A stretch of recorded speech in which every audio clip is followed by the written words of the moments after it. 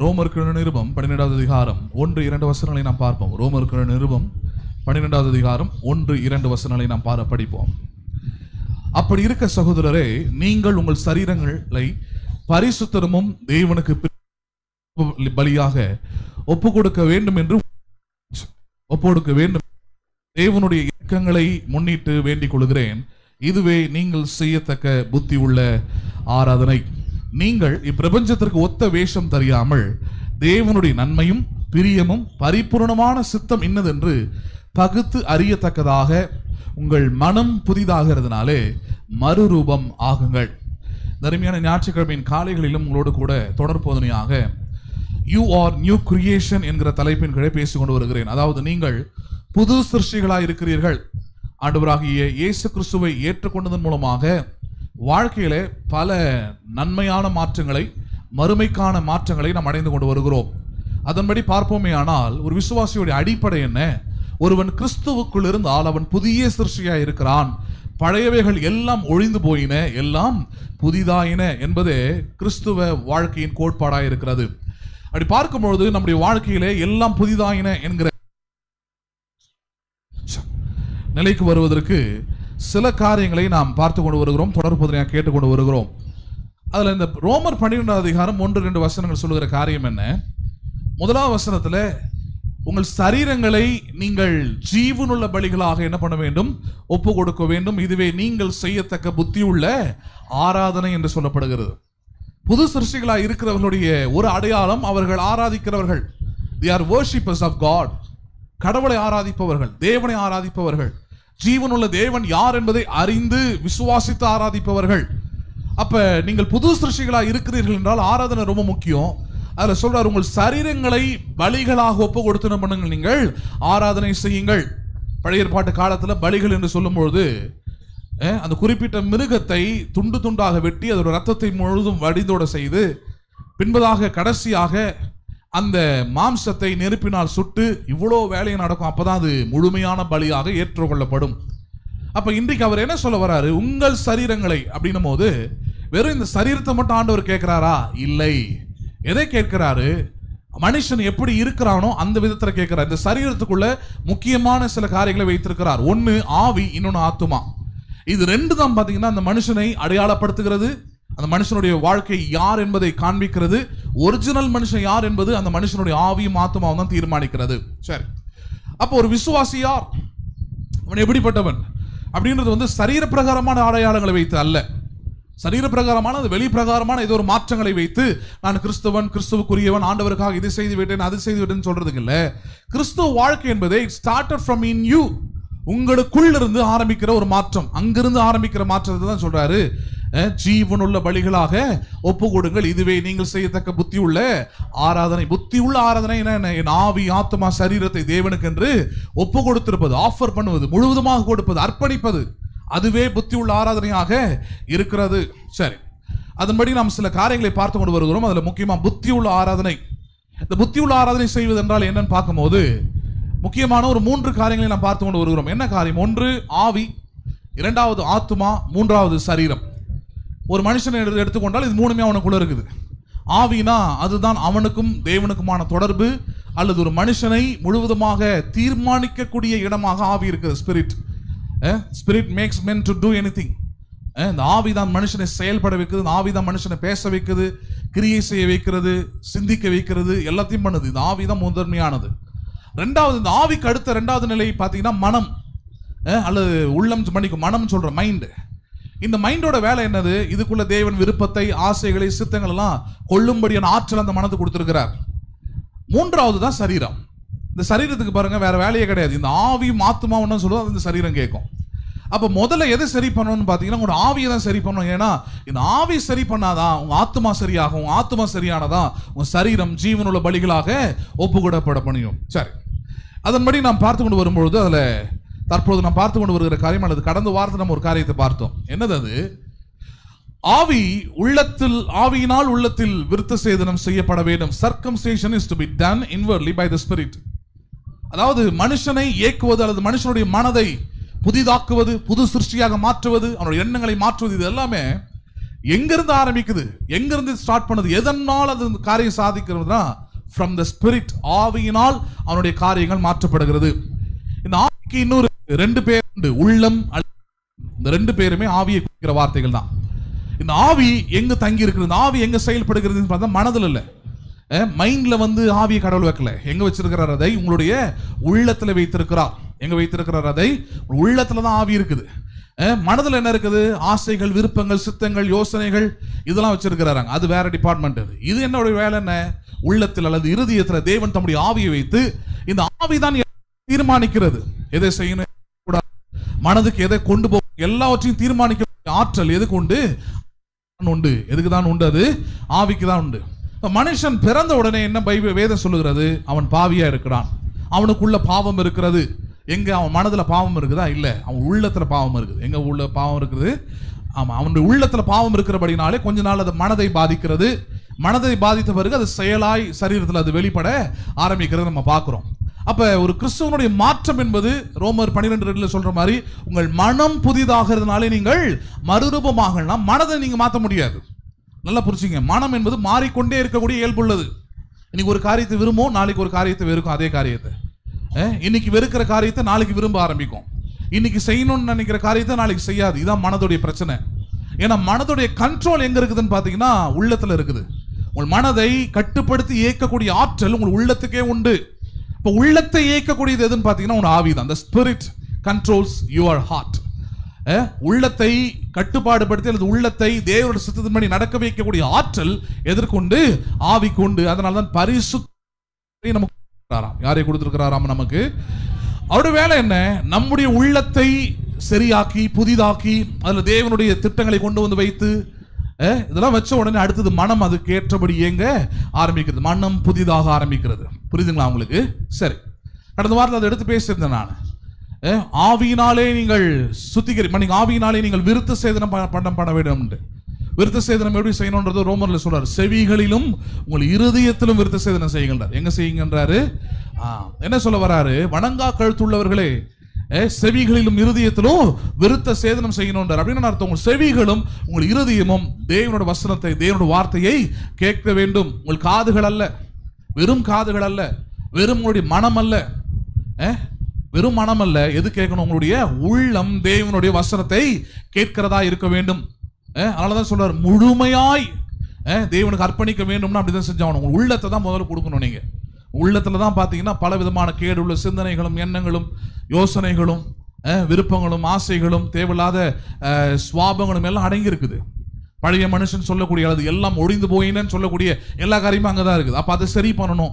அப்ப அதை சரி பண்ணணும் என்ன பண்ணணும்? அதுக்குள்ள தேவனுடைய வசனத்தை உள்ளத்திலிருந்து ஏற்றுக்கொள்ளுகிறவர்களாக இருக்க வேண்டும். எங்கிருந்து ஏற்றுக்கொள்ள வேண்டும்? அதை வெறும் மனதளவில் அல்ல. மனதளவில் அதை அக்செப்ட் பண்ணிக்கிறேன். நான் கடவுள் வார்த்தையை மனதளவில் ஏற்றுக்கொண்டால் இன்னைக்கு ஏற்றுக்கொள்ற வார்த்தையை நான் நிராகரிக்க ஆரம்பிச்சிருவேன். ஏனென்றால் மனம் உள்ளத்தால் இயக்கப்பட வேண்டும். உள்ளம் தேவனுடைய வசனத்தாலும் ஆவியாலும் அது நிறைந்திருக்க வேண்டும். புரியுதுங்களா உங்களுக்கு? அதை நம்ம பார்க்க போறோம். ரோமர் நிருபம் 2வது அதிகாரம் 29வது வசனத்தை நான் படிக்கலாம். ரோமர் 2:29.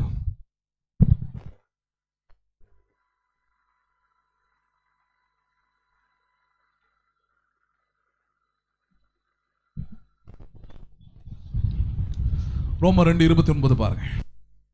உள்ளத்திலே யூதனானவனே யூதன், எழுத்தின்படி உண்டாகாமல் ஆவியின்படி இருதயத்தில் உண்டாகும் விருத்த சேதனமே விருத்த சேதனம். இப்படிப்பட்டவனுக்குரிய புகழ்ச்சி மனுஷராலே அல்ல, தேவனாலே உண்டாயிருக்கிறது. கடந்த வாரத்தில் இந்த வசனத்தை வச்சுதான் உங்களோட பேசியிருந்தேன். உள்ளத்தில் யூதனானவனே யூதன்றார். பிறப்பினால் யூதன் அல்ல. ஹலோ, எதனால் யூதன் அல்ல? யூத குடும்பத்தில் பிறந்துட்டேன் அதனால நான் யூதன், எனக்கு எல்லா ஆசீர்வாதங்களும் உண்டு அப்படிலாம் இல்லை. உள்ள கட்டளைகளை ஏற்றுக்கொண்டவன், நியாய பிரமாணங்களை ஏற்றுக்கொண்டவன், தேவனுடைய வசனங்களை ஏற்றுக்கொண்டவன், அப்படி ஏற்றுக்கொண்டவனே யாராயிருக்கிறான்? யூதனாய் இருக்கிறான். அப்படியே கிறிஸ்தவர்களுக்கும் அதே தான். உள்ளத்தில் கிறிஸ்தவனாய் இருப்பவனே கிறிஸ்தவன். மற்றபடி வெளி பிரகாரமான மாற்றங்களை உண்டாக்கி அதை இதை செஞ்சு இதை பண்றதுனால அவன் யார் கிடையாது, கிறிஸ்தவன் அல்ல. நல்லா புரிஞ்சுக்கணும். அதை சொல்லிட்டு அடுத்த ஒரு வார்த்தையை சொல்றாங்க, ஆவியின்படி இருதயத்தில் உண்டாகும் விருத்த சேதனமே. எதன்படி உண்டாகுதான்? இருதயத்துல தான் தேவையில்லாத கேடு உள்ள அது இதுன்னு எல்லாமே உள்ள இருக்குது. உலகத்துக்குரிய எல்லாமே அதுக்குள்ள இருக்குது. இந்த ஆவி தானே என்ன பண்ணுகிறது? அந்த இருதயத்தை சுத்தப்படுத்துகிறது, தூய்மையாக்குகிறது, தேவனுடைய திட்டங்களை கொண்டு வந்து வைக்கிறது. இந்த ஆவி தான் எல்லாத்தையும் செய்யுது. ஆவி தான் உங்களை இயக்குகிறது, உங்கள் மனதை இயக்குகிறது. அப்ப ஆவியின்படி ஆவியின்படி இருதயத்தில் உண்டாகும் விருத்த சேதனமே விருத்த சேதனம். அப்படி ஆவியினால் உங்கள் இருதயம் மாற்றப்பட்டிருந்தால், ஆவியானவர் கிரியை செய்து உங்கள் உள்ளங்கள் மாற்றம் அடைந்திருந்தால், அந்த மனுஷனுக்குரிய புகழ்ச்சி மனுஷராலே அல்ல, தேவனாலே உண்டாயிருக்கிறது என்றார். யாராலே உண்டாயிருக்கிறது? அது உங்கள் உள்ளத்துல பரிசுத்த ஆவியினரை கொண்டு மாற்றம் உண்டாயிருக்குமானால், அந்த மனுஷனுடைய ஆசீர்வாத வாழ்க்கை, நல்ல ஒரு எதிர்காலம் எல்லாம் அது மனுஷனாலே வருவதல்ல. யாராலே வருகிறது? அது தேவனாலே வருகிறது. யாராலே வருகிறது? அது தேவனாலே உண்டாகிறது என்றாராங்க. அப்ப இதுதான் ரொம்ப முக்கியமானது. என்னுடைய புகழ்ச்சி, என்னுடைய வாழ்க்கை, என்னுடைய ஆசீர்வாதம், என்னுடைய நல்ல காரியங்கள் எல்லாம் நான் தேவனால் புகழப்பட வேண்டும். I should be appreciated by God. தேவனால் அங்கீகரிக்கப்பட்டவனா இருக்க வேண்டும், தேவனால் புகழப்படுகிறவனா இருக்க வேண்டுமே தவிர என்னுடைய வாழ்க்கையின் புகழ்ச்சி மனுஷரால் உண்டாகிறது இல்லை. ஏன்னா மனுஷரால் புகழ்ச்சி எனக்கு உண்டாகிறது என்றால், மனுஷன் 4 பேர் என்ன பெருமையா பேசணும், பெருமையா சொல்லணும், அதுக்குரிய கிரிகளை நான் செய்ய போறேன், பண்ண போறேன் அப்படின்னு இறங்கிட்டீங்கன்னா, you are in a worldly level. இன்னும் உங்கள் உள்ளத்திலே ஆவியானவரால் விருத்த சேதனம் செய்யப்படவில்லை. உங்கள் உள்ளம் ஆவியானவரால் விருத்த சேதனம் செய்யப்பட்டிருந்தால், உங்களுக்கு வருகிற புகழ்ச்சி மனுஷனாலே அல்ல. யாரால் உண்டாயிருக்கிறது? அது தேவனால் உண்டாயிருக்கிறது. இது குறித்து ஒரு பிராக்டிக்கலான ஒரு விஷயத்தை தான் நம்ம இன்னைக்கு பார்க்க போறோம். உள்ளத்தில் யூதனானவனே யூதன், மற்றவன் யாரும் கிடையாது யூதன் இல்லைன்னு சொல்றார். சரி, இதை குறித்து ஒரு நடந்து முடிந்த ஒரு சம்பவத்தை, ஒரு சரித்திரத்தை படிக்கும் போது நம்ம இவ்வளவு நேரம் கேட்ட இந்த சத்தியம் நமக்கு நல்லா புரியும். எடுத்துக்கொள்ளலாம். எபிரியர் 12வது அதிகாரம். எபிரியர் 12வது அதிகாரம் 15 முதல் 17 வசனம் வரைக்கும் பார்க்க போறோம். இன்னைக்கு நம்ம பார்க்க போற தலைப்பு, repentance should come through spirit. மனம் திரும்புதல் ஆவியின் மூலம் வர வேண்டும். மனம் திரும்புதல் எதன் மூலமாக வர வேண்டும்? மனம் திரும்புறேன், என் மனதை ஆண்டவர் கொடுக்குறேன் அப்படின்னா முதல்ல உங்கள் ஆவி மாறி இருக்கணும். முதல்ல உங்க உள்ளத்துல ஆண்டவருக்கு இடம் இருக்கணும், இருதயத்துல ஆவியானவர் அங்க செயல்படணும். அப்படி இருந்தால் மட்டுமே மனம் திரும்புதல் சரியானதா இருக்கும், உண்மையுள்ளதாய் இருக்கும். சரி, எபிரியர் 12 15 முதல் 17 வசனம் வரைக்கும் பாருங்க. ஒருவனும் தேவனுடைய கிருபையை இழந்து போகாதபடிக்கு யாதொரு கசப்பான வேர் முளைத்தெழும்பி கலகம் உண்டாகிறதுனால் அநேகர் தீட்டுப்படாதபடிக்கும், ஒருவனும் வேசிக்கலனாகவும் ஒருவேளை போஜனத்துக்காக தன் சேஷ்ட புத்திர பாகத்தை விற்று போட்ட ஏசாவை போல சீர்கெட்டவனாகவும் இராதபடிக்கு எச்சரிக்கையாயிருங்கள். ஏனென்றால் பிற்பாடு அவன் ஆசீர்வாதத்தை சுதந்திரித்துக் கொள்ள விரும்பியும் ஆகாதவன் என்று தள்ளப்பட்டதை அறிவீர்கள். அவன் கண்ணீர் விட்டு கவலையோடு தேடியும் காணாமற் போனான். முதல் 2 வசனங்கள், அதாவது 16 15 16 வசனங்கள் விசுவாசிகளுக்கு அவர் சொல்லக்கூடிய ஒரு அறிவுரையா இருக்குது. என்ன சொல்றாரு? ஒருவனும் தேவனுடைய கிருபையை என்ன பண்ணாதீங்க, நீங்க இழந்து போயிடாதீங்கன்றார். என்ன அட்வைஸ் கொடுக்கிறார் பவுல் அங்க? ஒருவரும் எதை இழந்து போயிடாதீங்க? தேவனுடைய கிருபையை வாழ்க்கையில் இழந்து போயிடாதீங்க. எப்படி தேவனுடைய கிருபை இழந்து போறோம் அப்படின்றத பின்னாடி வரக்கூடிய வார்த்தைகள். எப்படி இழந்து போறோம் அங்க சொல்றாரு பாருங்க. யாதொரு கசப்பான வேர் முளைத்து எழும்பி கலகம் உண்டாகிறதுனால் அநேகர் தீட்டுப்படாதபடிக்கும். என்ன உண்டாகுதாங்க? கசப்பான வேர் முளைதான். என்ன முளைக்குதாங்க? உள்ளத்தை பத்தி பேசுறாங்க பவுல். சொல்றாரு, உள்ளத்துல கசப்பான வேர் உண்டாகிறது. யாரை குறித்து? ஆண்டவரை குறித்து, ஆண்டோட சத்தியத்தை குறித்து, வார்த்தையை குறித்து, சபையை குறித்து, ஊழியத்தை குறித்து, எல்லாத்தை குறித்தும் ஆண்டவருடைய காரியங்கள் எதெல்லாம் இருக்குதோ அதெல்லாம் குறித்து கசப்பான அந்த வேர் முளைத்து எழும்புகிறதுனால 2 விஷயம் நடக்குது. ஒண்ணு, முளைத்தெழும்பி கலகம் உண்டாகிறதுனால் அநேகர் என்ன படுகிறார்கள்? அதுல தீட்டுப்படுகிறார்கள். அநேகர் என்ன பண்ணப்படுகிறார்கள்? அவர்கள் அந்த தீட்டுன்னு அவர் எதை சொல்றாரு? கிருபை இழந்து போயிடுறீங்க. எதை இழந்து போனவர்கள் அவர்கள்? தீட்டுப்பட்டவர்கள்லாம் யாரு? those who lost the grace. கிருபை இழந்து போனவர்களே தீட்டுப்பட்டவர்கள். சரி, சொல்லிட்டு அடுத்து ஒரு வார்த்தையை சொல்றார். ஒருவனும் வேசிக்கலனாகவும் ஒருவேளை போஜனத்துக்காக தன் சேஷ்ட புத்திர பாகத்தை விற்று போட்ட ஏசாவை போலவும் சீர்கெட்டவனாகவும் இராதபடிக்கு எச்சரிக்கையாருங்கள். ஏசான்ற ஒருத்தனை பத்தி பேசுறாரு. பேசும்போது கடுமையான 2 வார்த்தைகளை போடுறாரு. ஒன்னு வேசிக்கல்ன்றார் அவனை, இன்னொன்னு சேஷ்ட புத்திர பாகத்தை ஒருவேளை சோத்துக்காக வித்து போட்டவன். எதுக்காக வித்து போட்டவன்? ஒருவேளை சாப்பாட்டுக்காக, இந்த உலகத்துக்காக, ஒருவேளை காரியத்துக்காக சேஷ்ட புத்திர பாகத்தை என்ன பண்ணினவன்? அவன் விற்று போட்டவனை போல, ஏசாவை போல ஒருவனும் சீர்கெட்டவனா விசுவாசி மாறிடாதென்றார்.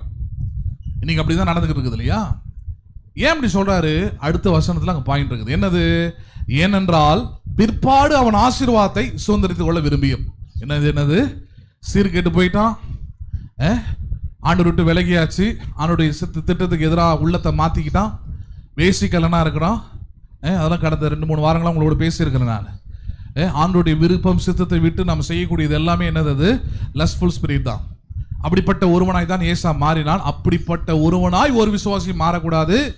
ஏனென்றால் அவன் ஒரு கட்டத்தில் மனம் திரும்புறான். என்ன திரும்புறான்? அவன் மனம் திரும்பி எதுக்கு மனம் திரும்புறான்? ஆசீர்வதிக்கப்பட வேண்டும், ஆசீர்வாதம் எனக்கு வேணும், நன்மைகள் வேணும், ஆண்டுடைய கிருபை வேணும்னு எதிர்பார்க்கிறான். ஆனால் என்ன நடந்ததாம்? ஆகாதவன் என்று தள்ளப்பட்டதை அறிவீர்கள். என்ன நடந்தது? அவனை ஆசீர்வாதத்துக்கு நீ ஆகாதவன், தேவனுடைய கிருபைக்கு ஆகாதவன், தேவனுடைய நன்மைக்கு நீ ஆகாதவன் என்று என்ன பண்ணப்பட்டானாம்? அவன் தள்ளப்பட்டது என்பதை அறிவீர்கள். அவன் கண்ணீர் விட்டு கவலையோடு தேடியும், எவ்வளவு கொடுமை பாருங்க, எப்படி தேடியும், அவன் கண்ணீர் கவலையோடு தேடியும் மனம் மாறுதலை எதை காண முடியவில்லை? மனம் மாற முடியல. கண்ணீர் விட்டான். ஆசீர்வாதம் வேணும்ன்ற ஆசை இருந்தது, விருப்பம் இருந்தது, கிருபை வேணும், மறுபடியும் கடவுளுடைய பிள்ளையா வாழணும்லாம் ஆசை இருந்தது. உள்ளத்துல மன்னிக்கும் மனதில் அது மாதிரி ஆசைகள் எழும்பினது. ஆனால் மனம் மாறுதலை அவன் காணாமற் போனான். ஏன்? அவனுடைய உள்ளம் மாறவில்லை. எது மாறவில்லை? அங்க அதான் இவ்வளவு நேரம் சொல்லிக்கிட்டு இருந்தேன்.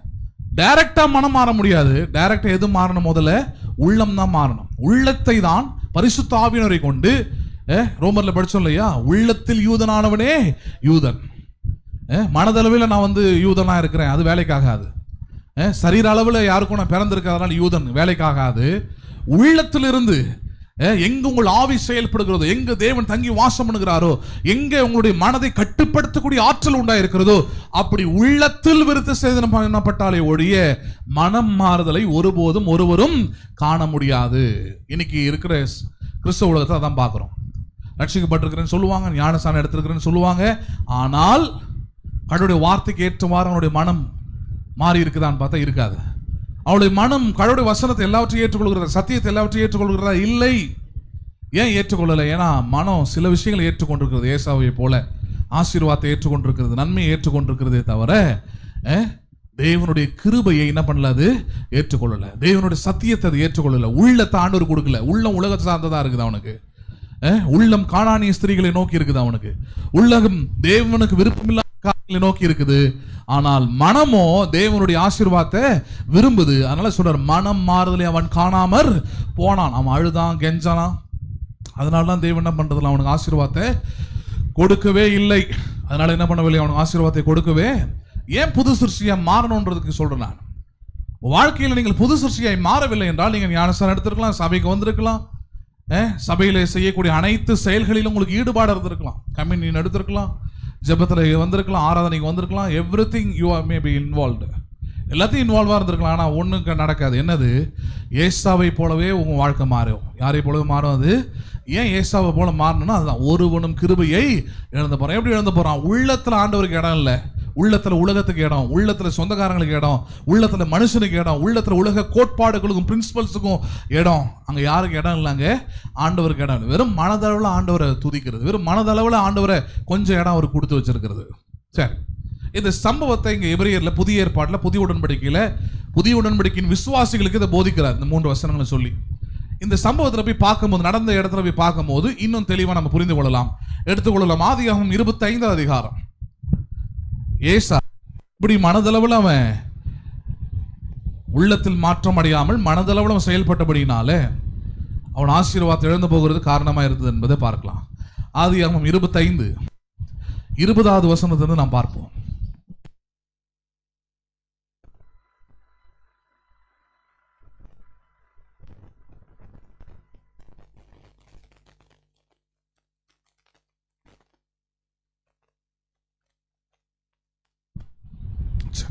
ஆதியாகமம் 25 20வது வசனத்தை பாருங்க.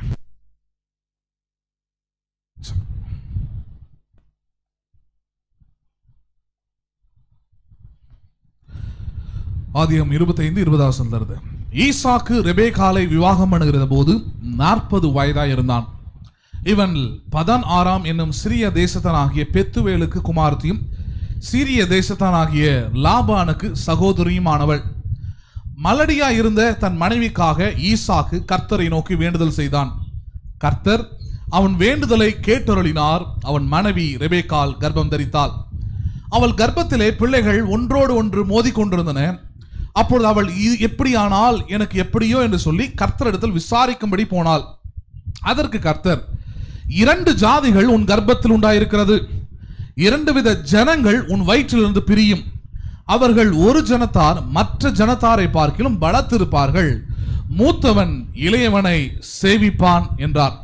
பிரசவ காலம் பூர்ணமான போது அவள் கர்ப்பத்தில் 2 பிள்ளைகள் இருந்தது. மூத்தவன் சிவந்த நிறமுள்ளவனாயும் சர்வ அங்கமும் ரோம அங்கி போர்த்தவன் போலவும் வெளிப்பட்டான். அவனுக்கு ஏசா என்று பெயரிட்டார்கள். பின்பு அவன் சகோதரன் தன் கையிலே ஏசாவின் குதிங்காலை பிடித்து கொண்டு வெளிப்பட்டான். அவனுக்கு யாக்கோபு என்று பெயரிட்டார்கள். இவர்களை அவள் பெற்றபோது ஈசாக்கு 60 வயது இருந்தான். இந்த பிள்ளைகள் பெரியவர்களான போது ஏசா வேட்டையில் வல்லவனும் வன சஞ்சரியமாயிருந்தான். யாக்கோபு குணசாலியும் கூடார வாசியமாயிருந்தான். சம்பவத்தில் இருக்கிற சத்தியங்களை நம்ம கவனிக்க போறோம்.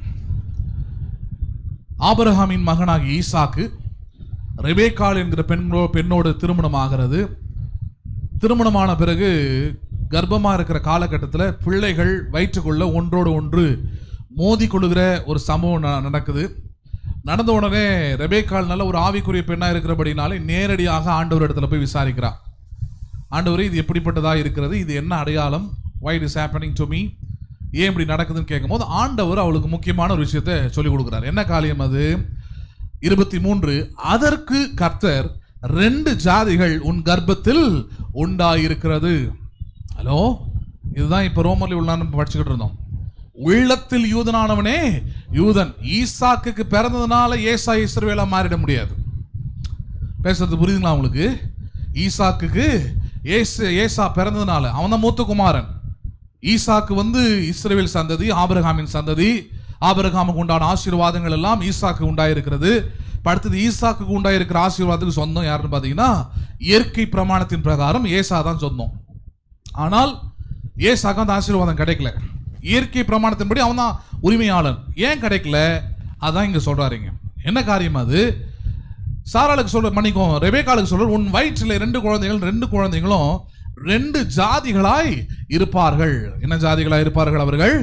ஆமா, என்ன ஜாதியை பத்தி பேசிக்கிட்டு இருக்கிறார் அவரு? அங்க படிங்க. என்ன ஜாதி அது?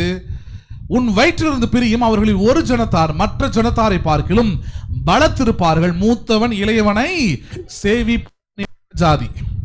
என்ன ஜாதி இது? ஒன்னு ஆசீர்வதிக்கப்பட்ட சந்ததி, இன்னொன்னு சபிக்கப்பட்ட சந்ததி. இதான் ஜாதின்றார் அவர். ஒன்னு ஆபிரகாமின் ஆசீர்வாதத்தை பெற்றுக்கொள்கிற சந்ததி, இன்னொன்னு ஆசீர்வாதத்தை இழந்து போன ஒரு சந்ததி. இந்த 2 சந்ததியும் ஒரே தாயின் வயிற்றிலிருந்து பிறக்குது. எங்கிருந்து பிறக்கிறது அது? ஒரே தகப்பனும் ஒரே தாய்க்கு இந்த பிள்ளைங்க பிறக்கிறாங்க. ஆனால் 2 பிள்ளைகளுடைய வாழ்க்கையும் எதிர்காலமும் நோக்கமும் திட்டமும் வேறையா இருக்குது. ஏசாவை சொல்றாரு, அவனுக்கு ஒன்றும் கிடைக்காது, அவன் வேஸ்ட் அவன். ஆனால் யாக்கோபு அதே தாயின் வீட்டிலிருந்து பிறந்த யாக்கோபு சொல்றாரு, இல்ல அவன் பலத்திருப்பானவன், மூத்தவன் இளையவனை போயிட்டு சேவிக்கும் விதமா இருக்கும் அப்படிதான் சொல்றாரு. அப்ப அதே தான் இயேசு கிறிஸ்துவுக்குள்ளதான் எல்லா விசுவாசிகளும் எல்லா கிறிஸ்தவர்களும் ரட்சிக்கப்பட்டிருக்கிறாங்க. எல்லா சபையில் இருக்கிறவர்களும் இயேசுவை ஆராதிக்கிறாங்க. ஆனால் ஏன் வேதத்தில் நம்ம படிக்கிற வாக்குத்தத்தங்களோ அதிசயங்களோ அற்புதங்களோ நன்மைகளோ ஏன் எல்லாருடைய வாழ்க்கையிலும் இல்லை? அதான் கேள்வியாங்க. ஏன் இல்லைன்னா ஒரே சபைக்குள்ள யார் இருக்க முடியும்? ஏசாவும் இருக்க முடியும், யாக்கோபும் இருக்க முடியும். இது எதை சார்ந்தது? சபையில பிரச்சனையா?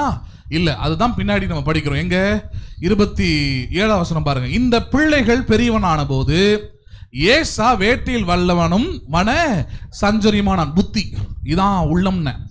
இப்ப புத்தி எப்படி மாறுது அவனுக்கு? வீட்டுக்குள்ள இருக்க பிடிக்கல, வீட்டு அட்மாஸ்பியர் தேவை கிடையாது அவனுக்கு. he becomes the wilder man. ஒரு காட்டுவாசியை போல வெளியே போய் திரியணும், வெளியவே இருக்கணும், வன சஞ்சரியா இருக்கணும். என்ன சஞ்சரியா இருக்கணும்? அது ஃபாரஸ்ட்லேயே வாழ்ந்துகிட்டு இருக்கணும் அவருக்கு. வீடுன்றது எப்பயாவது ஒரு வாட்டி வந்துட்டு போறது, அவ்வளவுதான். கடவுளை எப்பயாவது ஒரு வாட்டி உள்ளத்துல ஏற்றுக்கொள்றது, கடவுளை எப்பயாவது ஒரு வாட்டி மனதில் நினைக்கிறது, அப்படி இருக்கிற ஒரு வாழ்க்கை. முழுமையாய் கூடாரவாசியா இருக்கிற எண்ணம் அவனுக்கு இல்லாதவன் தான் யாரு? ஏசா. புத்தி. இப்ப அடுத்தது இன்னொருத்தன் பத்தி சொல்லப்படுகிறது. யாரு? ஆசீர்வாதத்தை சுதந்திரித்தவன். யாக்கோபு குணசாலியும் கூடாரவாசியமா இருந்தான். யாக்கோபு எப்படிப்பட்டவன்? அவன் வல்லவனும் வன சஞ்சரியாவன். பயங்கரமான பராக்கிரமசாலி. சிங்கத்தையும் சந்திப்பான், புலியும் சந்திப்பான், எல்லாவற்றையும் சந்திக்கக்கூடிய வல்லமை அவனுக்கு இருந்தது. ஆனால் நல்ல குணம் கிடையாது, நல்ல உள்ளம் கிடையாது, நல்ல ஆவி கிடையாது அவனுக்கு. ஆனா அதே வீட்டில் இருக்கிற இன்னொருத்தன், கடவுள் சொன்னாலே இவன் ஆசீர்வதிப்பேன், இவன் பலத்திருப்பான் அப்படின்னு சொன்னார் இல்லையா, இவன் எப்படிப்பட்டவன்? ரெண்டு விஷயத்தை சொல்றாரு. ஒன்னு அவன் குணசாலி, இன்னொன்னு அவன் கூடாரவாசி. ஒன்னு குணம் இருக்குது. எப்படி குணம்? உள்ளம். குணம் என்பது உள்ளத்தை சார்ந்தது. ஒரு மனுஷனுடைய குணத்தை வச்சு அவனுடைய உள்ளம் எப்படின்னு சொல்லிடலாம். அப்ப அவனுடைய உள்ளம் அப்படிப்பட்டதா இருக்குது. யாக்கோபுடைய உள்ளம் நல்ல உள்ளம், கடவுளை தேடுற உள்ளம், அன்பான உள்ளம், அது இரக்கம் நிறைந்த உள்ளம், மன்னிக்கிற உள்ளம், இந்த மாதிரி உள்ளம் அவனுக்குள்ள இருக்குது. இன்னொன்னு சொல்றாரு, இவன் கூடார வாசியா இருக்கிறான். குணம் ஒழுங்கா இருந்ததுனால அடுத்த கட்டம் எப்படி இருக்கிறான்? இவன் மனசஞ்சரி இல்லை, இவனுக்கும் ஃப்ரீடம் இருக்குது. He can choose the world. வெளியே போய் திரிகிறதுக்கு அவனுக்கு எல்லா உரிமைகளும் இருக்குது. கடவுளை விட்டு விலகி உலகத்தை அனுபவிப்பதற்கு அவனுக்கு எல்லா உரிமைகளும் கொடுக்கப்பட்டிருக்கிறது. பாவத்தில் வாழ்வதற்கு, உலக மக்களோடு சேர்ந்து எல்லா கிரியைகளையும் உலகத்தில் நடப்பிப்பதற்கு யாக்கோபுக்கு எல்லா உரிமைகளும் கொடுக்கப்பட்டிருந்தது. அந்த வார்த்தை தான் எடுத்து காமிச்சிருந்தேன். பவுல் சொல்றார் இல்லையா, எல்லாவற்றையும் அனுபவிக்க எனக்கு உரிமை உண்டு, ஆனால் எல்லாம் எனக்கு தகுதியாய் இராது. எல்லாம் தகுதியாய் இராதுன்றதான் இது. நான் யாக்கோபா இருக்கிறபடினாலே ஏசாவை போல என்னால் வாழ்க்கையை வாழ முடியாது. அவனை போல வனசஞ்சரியா இருக்க முடியாது. அவனை போல எப்பயாவது ஒரு வாட்டி கூடாரவாசியா, எப்பயாவது ஒரு வாட்டி கிறிஸ்தவனா, எப்பயாவது ஒரு வாட்டி கடவுளை ஆராதிக்கிறவனா, எப்பயாவது ஒரு வாட்டி இருக்கிறவனா என்னால் இருக்க முடியாது. ஏன்? இப்போ இதில் தான் பிரச்சனை ஆரம்பிக்குது. இதுதான் எபிரேயர்ல சொன்னார். என்ன ஆச்சு? என்ன செய்தான்? அவன் உள்ளம் எப்படிப்பட்ட உள்ளம்? ஏசாவுடைய உள்ளத்தை தான் கவனிக்கிறோம். எப்படிப்பட்ட உள்ளம் இருந்தது? பிறந்தது என்னவோ ஈசாக்குக்கு தான். அம்மா யாரோ ரெபேக்கா தான். நல்ல ஆவிக்குரிய குடும்பம் தான், ஆவிக்குரிய வாழ்க்கை தான், ஆவிக்குரிய சபை தான், ஆவிக்குரிய கிறிஸ்தவன் தான். ஆனால் உள்ளமோ எப்படி தெரியுமா இருந்தது? 29 வசனம் பாருங்க. ஒரு நாள் ஏசா வெளியிலிருந்து களைத்து வந்தபோது யாக்கோபு கூழ் சமைத்து கொண்டிருந்தான். 30வது வசனம். அப்போது ஏசா யாக்கோபை நோக்கி, அந்த சிவப்பான கூழிலே நான் சாப்பிட கொஞ்சம் தா, இளைத்திருக்கிறேன் என்றால் அதனாலே அவனுக்கு ஏதோம் என்கிற பேர் உண்டாயிற்று. அப்பொழுது யாக்கோபு, உன் சேஷ்ட புத்திர பாகத்தை இன்று எனக்கு விற்று போடு என்றான். அதற்கு ஏசா, இதோ நான் சாக போகிறேனே, இந்த சேஷ்ட புத்திர பாகம் எனக்கு என்னத்திற்கு என்றான். அப்பொழுது யாக்கோபு, இன்று எனக்கு ஆணையிட்டு கொடு என்றான். அவன் யாக்கோபுக்கு ஆணையிட்டு தன் சேஷ்ட புத்திர பாகத்தை அவனுக்கு விற்று போட்டான். அப்பொழுது யாக்கோபு ஏசாவுக்கு அப்பத்தையும் பயிற்றுங்கூழியும் கொடுத்தான். அவன் புசித்து குடித்து எழுந்திருந்து போய்விட்டான். இப்படி ஏசா தன் சேஷ்ட புத்திர பாகத்தை என்ன பண்ணினான்? அவன் அலட்சியம் பண்ணினான். சம்பவம் என்ன? வனசஞ்சரி, வெளியே போய் சுத்தியாச்சு. வெளியே போய் சுற்றி போட்டு டயர்டாக வரான் வீட்டுக்கு. சபையில் நிறைய பேர் அப்படி இருப்பாங்க, பார்த்துருக்கீங்களா? உலகத்தில் அதிகமாக ஈடுபாடு கொண்டு உலகத்தாராகவே வாடுற விசுவாசியால் சபையில் ஆக்டிவாக இருக்க முடியாது. சபையில் எப்படி இருக்க முடியாது? அவங்களால ஆராதிக்கிறதுல ஆக்டிவாக இருக்க முடியாது. ஜீவனுள்ள பலிகளாக ஒப்பு கொடுக்க முடியாது. அவங்க ஆராதனை புத்தி உள்ள ஆராதனையாக இருக்காது. ஏன் அப்படி இருக்கிறாங்க? Because they are already tight in this world. உலகத்தோடு அதோடு இதோடு ஃபுல்லாக கலந்து மிக்ஸ் ஆகி இருந்து ஃபுல்லாக உள்ளத்தை டயர்டாகி வச்சுருக்கிறாங்க. அதனால் ஆண்டவருக்கு அங்கே இடம் இல்லை. இவனும் அதே போல தான் போய் வனத்தில் சுற்றி கித்தி அதை இதை வேட்டையாடி ஏதோ ஒன்று பண்ணிங்கன்னு வீட்டுக்கு வரான். வந்தால் இவன் வீட்டுக்குள்ளே கூடாரவாசியாக இருக்கக்கூடிய யாக்கோபு, குணசாலியான யாக்கோபு பயிற்றுங்கூட செஞ்சு உட்காந்துருக்கிறான். வாசனை இழுக்குது. வந்து கேட்குறான், பசி எடுக்குது, எனக்கு சாப்பாடை கொடுக்க மாட்டியா? யாக்கோபு பாருங்க, ரொம்ப காரியமான ஆள். அவன் சொல்கிறான், அதெல்லாம் கொடுக்கலாம், முதல்ல எனக்கு உன்னுடைய சேஷ்ட புத்திர பாகத்தை விற்று போடு. அதுக்கு முன்னாடி அவன் கேட்கறதுக்கு நிறைய பேர் சொல்லுவாங்க, இவன் எப்படி கேட்டு வாங்குறான் பாருங்க அப்படின்ட்டு. இல்லை, முதல்ல படிங்க, இவன் எப்படி இருந்தான்னு பாருங்க. இவன் எப்படி இருந்தான்றத பாருங்க. எப்படி இருந்தான் அவன்? 31 பாருங்க.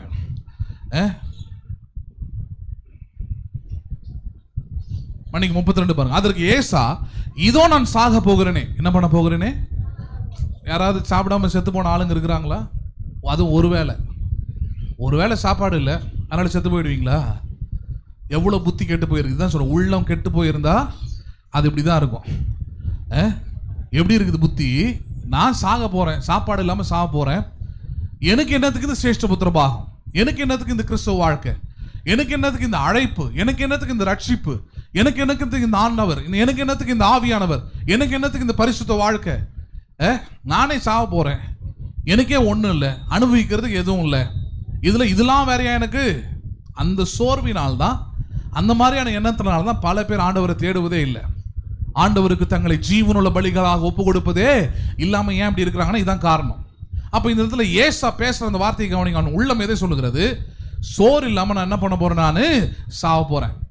புரியல அவனுக்கு. சோறை விட சேஷ்ட புத்திர பாகம் எப்படிப்பட்டது? சிறந்தது. ஒருவேளை சோறு இல்லாம போனா போட்டோம், சோரை விட ஆண்டவர் தந்த பர்த் ரைட், பிறப்பு உரிமையா இருக்கக்கூடிய ரட்சிப்பு, பிறப்பு உரிமையா இருக்கக்கூடிய ஆசீர்வாதம், பிறப்பு உரிமையா இருக்கக்கூடிய சமாதானம், பிறப்பு உரிமையா இருக்கக்கூடிய மீட்பு, இதெல்லாம் முக்கியமானது. ஆனா என்ன சொல்லிடுறான்? ஒரு வேளை சோத்துக்காக நான் என்ன பண்ண போறேனே, சாவ போறேன், எனக்கு என்னத்துக்கு இந்த பர்த் ரைட், சேஷ்டபுத்திர பாகம்? என்ன பண்ணினானாம்? 34 இப்படி சொல்லுகிறது. எப்படி? அவன் புசித்து குடித்து எழுந்து போய்விட்டான். இப்படி ஏசா தன் சேஷ்டபுத்திர பாகத்தை என்ன பண்ணினான்? அவன் அலட்சியம் பண்ணினான். என்ன பண்ணினான் அவன்?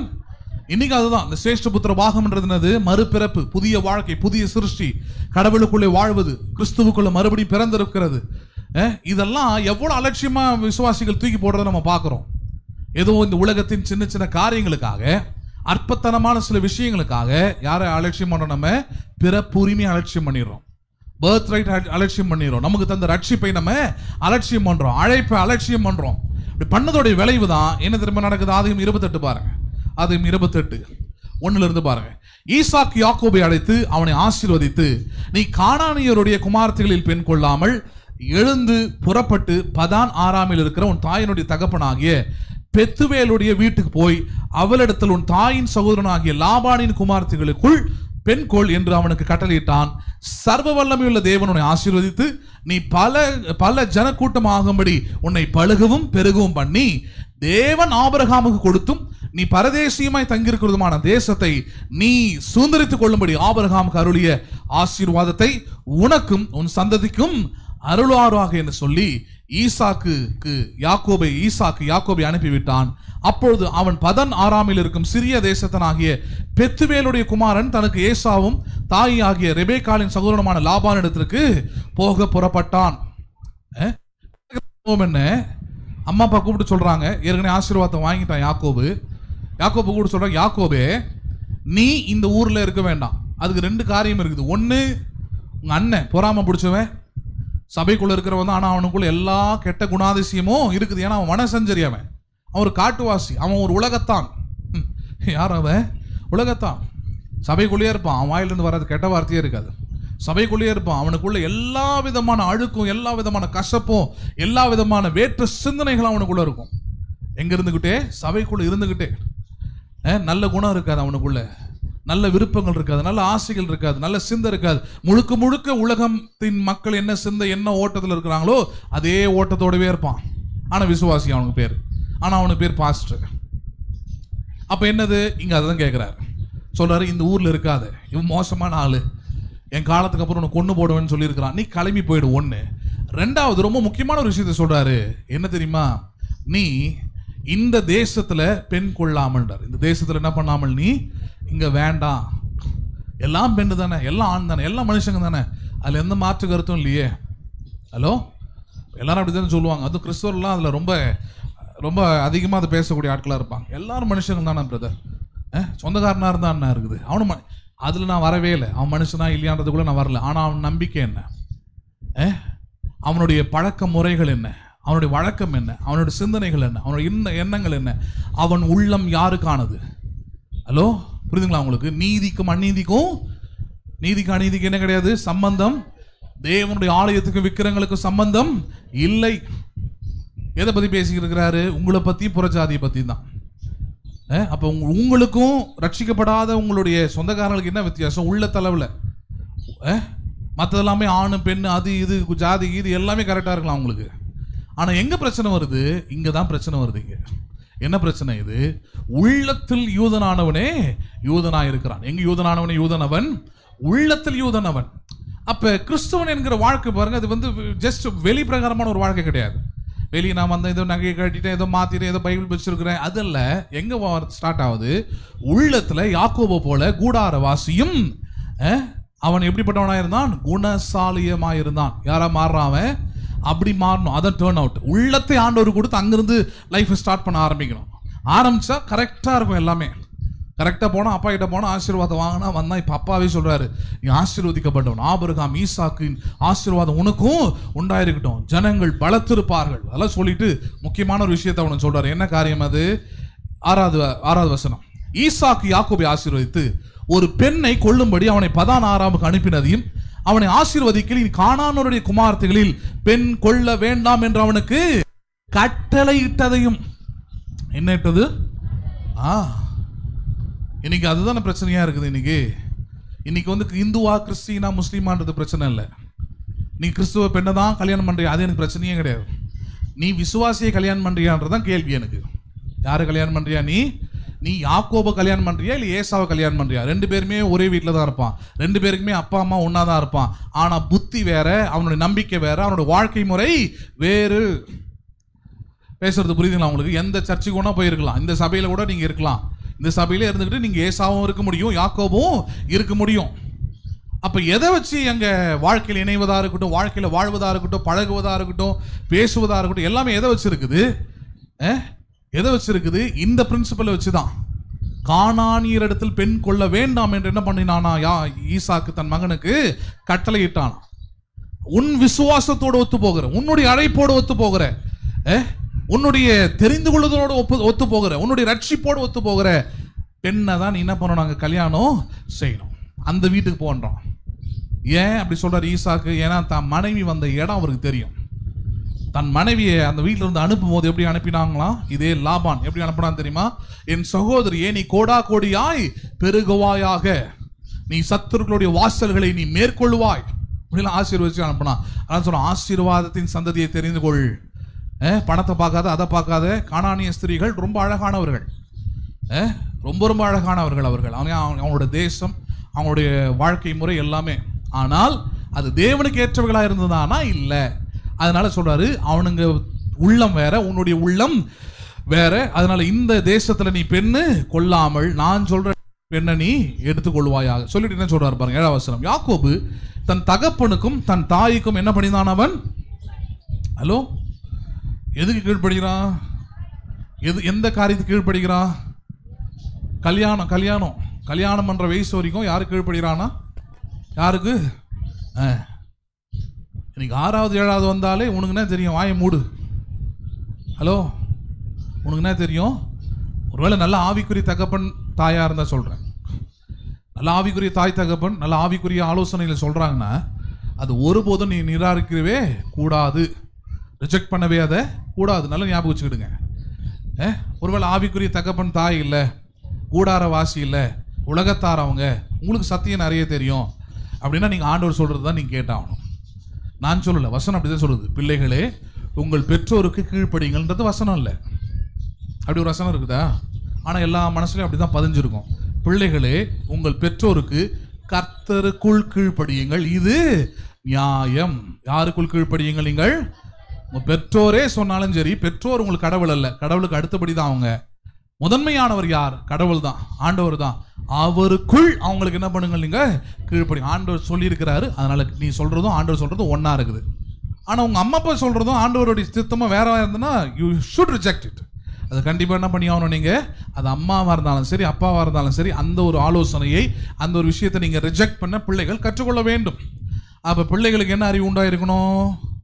கர்த்தருடைய அறிவு உண்டாயிருக்கணும், சத்தியத்தை அறிகிற அறிவு உண்டாயிருக்கணும், கடவுளோடு இருக்கிற ஐக்கியம் உண்டாயிருக்கணும், கடவுளுக்கு கொடுத்திருக்கிற ஞானம் உண்டாயிருக்கணும். இதெல்லாம் உண்டாயிருந்தாதான் இதெல்லாம் நீங்க பண்ண முடியும். அப்ப இந்த இடத்துல யாக்கோபு தன் தகப்பன் தாய் சொன்ன கடவுளுடைய ஆலோசனையை கீழ்ப்படிந்து என்ன பண்ணினான்? அவன் புறப்பட்டு போனான். 7ஆம் வசனம் கவனிங்க. யாக்கோபு தன் தகப்பனுக்கும் தன் தாய்க்கும் கீழ்ப்படிந்து பதானாராமுக்கு புறப்பட்டு போனதை ஏசா கண்டதினாலும் கானானோருடைய குமார்த்திகளில் தன் தகப்பனாகி ஈசாக்கின் பார்வைக்கு ஆகாதவர்கள் என்பதை ஏசா அறிந்ததினாலும். எப்படி? அப்பா அம்மா நல்லா ஆவிக்குரியவங்க, அப்பா அம்மா ஆண்டோட ஆசீர்வாதத்தை சுதந்திரிச்சு வச்சிருக்கிறாங்க. ஆனா அவங்களுக்கு ஒண்ணு பிடிக்காது. என்னது? கானானிய ஸ்திரீகளை பிடிக்காது அப்படின்னு தெரிஞ்சு என்ன பண்ணானா? 9ஆம் வசனம்.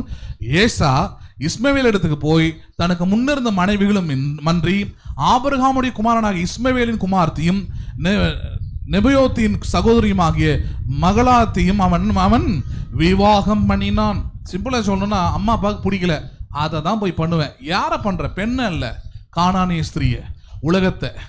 அதான் சொன்ன, உள்ளம் கெட்டு போன உள்ளம். உள்ளம் என்ன உள்ளம்? அது கெட்டு போன உள்ளமா இருக்கிறது. இப்ப ஏசா ஏன் ஆசீர்வாதத்தை சுதந்திரித்துக் கொள்ள விரும்பியும் அதை அடையாம போனான்? அதான் கேள்வி அங்க எபிரேயர்ல. ஆசீர்வாதத்தை விரும்பினா அழுதான் இருக்குது, புலம்பனான் இருக்குது. ஏன் பெறாமல் போனான்? இந்த காரணம் தான். ஏனென்றால் அவனுடைய செயல்கள் எல்லாமே ஒன்றை காண்பித்துக் கொண்டே இருக்கிறது, உள்ளம் கெட்டு போய் இருக்கிறது என்பது. எது கெட்டு போய் இருக்கிறது? உள்ளம் கெட்டு போய் அவன் சேஷ்ட புத்திர பாகத்தை அலட்சியம் பண்ணினான். உள்ளம் கெட்டு போய் இருக்கிறதுனாலதான் அம்மா அப்பா சொல்லக்கூடிய ஆவிக்குரிய ஆலோசனை உதாசீனப்படுத்தி காணையான ஸ்திரீகளை அவன் விவாகம் பண்ணினான். அழைப்பு என்னன்னு தெரியல, தெரிந்து கொள்ளுதல் என்னன்னு தெரியல, எனக்குள்ளே வாசம் பண்ணுகிறவர் யார் என்கிற அறிவு அவனுக்கு இல்லை, நான் யாருக்கு கீழ்ப்படிந்து வாழ வேண்டியவன் என்கிற அறிவில்லை. ஏன் அப்படி இல்லை? காரணம் உள்ளம் ஆண்டவர் இடத்துல இல்லை. எது ஆண்டவர்கிட்ட இல்லை? இப்ப அதான் பிரச்சனைங்க. அதான் விசுவாசிகளாகி உங்களுக்கும் சொல்றேன், நீங்க எந்த இடத்துல உங்களுக்கு தேவன் தருகிற நன்மை இழந்து போறீங்க, எந்த இடத்துல தேவன் தருகிற ஆசீர்வாதத்தை உங்க வாழ்க்கையில் இழந்து போறீங்க, எந்த இடத்துல உங்களுடைய வெற்றிக்கான படி தகர்க்கப்படுகிறது, எந்த இடத்துல நீங்கள் உங்களுடைய நன்மையை இழந்து போறீங்கன்னா, ஏசா செய்தது போலவே உள்ளத்தில் நீங்கள் கிறிஸ்தவர்களாயிராமல், உள்ளத்திலிருந்து தேவனை விசுவாசிக்காமல், உள்ளத்திலிருந்து தேவனுக்கு கீழ்ப்படுகிறவர்களாயிராமல், ஏசாவை போல வெறும் வெளிப்பிரகாரமான சில ஆசீர்வாதங்களை பெற்றுக்கொண்டு ஆண்டவருக்காக வாழ்ந்துடலாம், ஜெயிச்சிடலாம், முன்னேறலாம் பார்த்தா அது ஒரு நாளும் அது நடக்காது. ஏனென்றால் மனமாறுதல் உள்ளத்திலிருந்து உண்டாக வேண்டும். எங்கிருந்து உண்டாக வேண்டுங்க? உள்ளத்தை சரி பண்ணு. நான் ஆண்டவருக்குரியவன், நான் ஆண்டவரால் அழைக்கப்பட்டவன், எங்க அப்பா ஈசாக்கு, எங்க அம்மா ரெபேக்காள் தேவனுக்கு பயப்படுகிறவர்கள், நான் தேவனால் பெற்றெடுக்கப்பட்டவன், தேவனால் தெரிந்து கொள்ளப்பட்டவன் அப்படின்றத ஒரு நாளும் ஏசா தன் உள்ளத்தில் வைக்கவில்லை. விசுவாசி எப்படி வாழ்க்கையில ஃபெயிலியர் ஆகிறான்றதுனா இதுதான். ஒரு நாளாவது விசுவாசி தன் உள்ளத்துல நான் தேவனால் அழைக்கப்பட்டவன், தெரிந்து கொள்ளப்பட்டவன், அசுத்தமானதை தொடாதிருங்கள் என்று கர்த்தர் சொல்லுகிறார் என்றார் கொரிந்தியர்ல. எதை தொடாதிருங்கள் என்று? தேவனுக்கு விருப்பமில்லாத காரியங்களை, தேவனுக்கு சித்தமில்லாத காரியங்களை, தேவன் அருவருக்கிற முதலும் கடைசியமான காரியம் விக்கிரகாராதனை. என்னை அன்றி உனக்கு வேறு எப்படி கடவுளுடைய வசனத்தை வார்த்தையை விட்டு விலகி நீங்கள் செய்கிறது எல்லாமே விக்கிரகம். அது மனுஷராக இருக்கலாம், வேற எந்த காரியமா இருக்கலாம், சம்பிரதாயங்களா இருக்கலாம், சடங்காச்சாரியங்களா இருக்கலாம், இட் இஸ் ஐடல். அதை நீங்கள் செய்யும் போது ஒன்ன காமிக்கிறீங்க, நான் ஏசாவா இருக்கிறேன், சபையில யாரா இருக்கிறேன், நான் சேஷ்டபுத்திர பாகத்தை அலட்சியம் பண்ணிட்டு, அழைப்பு அலட்சியம் பண்ணிட்டு, ஆராதனை அலட்சியம் பண்ணிட்டு, ஆசீர்வாதத்தை அலட்சியம் பண்ணிட்டு, அப்படி இப்படி எங்கேயா சுத்தி போட்டு வந்துட்டா எனக்கு ஆசீர்வாதம் நான் கேட்கிற டைம்ல கிடைக்கும்னு நினைச்சீங்கன்னா you will be fooled one day. ஒரு நாள் நீங்கள் ஏமாற்றம் அடைவீர்கள். அது அடையக்கூடாதுன்னா யாக்கோபை பின்பற்ற ஆரம்பிக்கணும். You should follow the Jacob. யாக்கோபு நல்ல குணசாலியும் கூடார வாசியமா இருந்தபடியினால்தான் அவனுடைய வாழ்க்கை பிற்காலத்தில் எப்படி மாற்றப்பட்டது என்பதை நாம் அறிந்திருக்கிறோம். அதை சிந்திக்கணும் இன்னைக்கு. சரி, ஏசா உள்ளத்தை கொடுக்கல, இப்படி வீணா போயிட்டான். உள்ளத்தை கொடுத்த யாக்கோபு என்ன ஆச்சு? அவன் வாழ்க்கையில கஷ்டம் வரலையா? அவன் வாழ்க்கையில இழப்புகள் வரலையா? அம்மா அப்பா விட்டு பிரிய வேண்டிய சூழ்நிலை வரல, எல்லாம் வந்தது. ஆனால் ஒன்று நடந்தது. என்னது? அழைத்தவரை தன் உள்ளத்துல ஏற்றுக்கொண்டபடியினாலே ஏமாற்றுகிற மாமன், புது இடம், 20 வருஷம் கடினமையான வேலை, இதன் மத்தியிலே வெறும் கோலும் தடியுமாய் சென்றவன் எப்படி திரும்பினான் இருக்கிறது? அவன் 2 பரிவாரங்களாய் திரும்பினான் இருக்குது. எப்படி திரும்பினான் அவன்? You returned. அப்ப உங்களுடைய வாழ்க்கை அதுவாக தான் இருக்கணும். உங்க வாழ்க்கையின் முடிவு அது 2 பரிவாரங்களோட ஆசீர்வாதங்களா மாறணும்னா நீங்கள் யாரா இருக்க வேண்டும்? அங்க யாரா இருக்க வேண்டும்? நீங்க யாக்கோபாய் உள்ளத்தில் ஆவியானவர் வாசம் பண்ணணும், உள்ளத்துல தேவனுக்கு பயம் இருக்கணும், உள்ளத்திலிருந்து தேவனை ஆராதிக்கிறவர்களா இருக்கும், உள்ளம் தேவனை நேசிக்கிறதா இருக்கணும், அன்பு கூறதா இருக்கணும். அப்படி இருந்தால் மட்டுமே யாக்கோபை போல வெறுங்கையா நீங்க ஆரம்பிக்கலாம், வெறும் கோலும் தடியுமா இருக்கலாம். நான் சொல்றேன், குறிப்பிட்ட காலத்தில் 2 பரிவாரங்கள் உள்ள யாக்கோபின் சந்ததிகளாய், இஸ்ரவேலின் சந்ததியாய் கர்த்தர் உங்களை என்ன பண்ணுவார்? மாற்றுவார். நம்புறீங்களா நீங்க அதை? அப்ப அதுதான் முக்கியங்க. அப்ப உள்ளத்திலிருந்து பரிசுத்த ஆவியானவர் பெற்றுக்கொண்டு உள்ளம் ஆண்டவருக்கு ஒப்பு கொடுத்து அப்படி செயல்பட ஆரம்பிச்சிருச்சு. நான் சொல்றேன், யாக்கோபை போல நீங்களும் ஆசீர்வதிக்கப்பட்டவர்கள். நம்புறீங்களா நீங்க அதை? எழுந்து நிற்போம், ஜெபிப்போம்.